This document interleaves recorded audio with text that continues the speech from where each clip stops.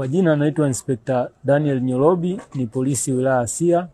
Leo nimefika katika msikiti wa Ijumaa wa Sanyajuu kwa ajili ya kukumbushana tukio la tarehe 29 mwezi wa 10 2025, siku ya Jumatano ambayo ni siku maalum kwa ajili ya uchaguzi, na tumekumbushana tu hatua ambazo ni za kuchukua na kuzingatia ili kutokwenda kinyume na sheria.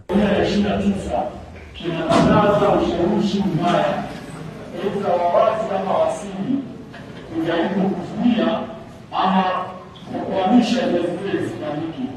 Na hiyo kama Muislamu utahusika kwa namna moja au nyingine kushawishi mtu mwingine asishiriki zoezi hili la kisheria, utakuwa unakosea na mkono wa sheria, kwa maana ya vyombo vya ulinzi na usalama vitakapohusika dhidi yako itakuwa si ya kujema wako pia na mimi hata kwa familia yako.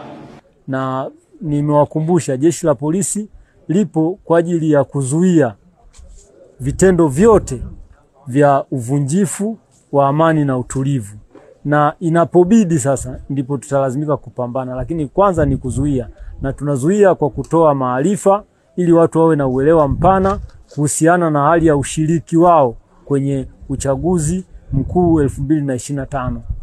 Asante.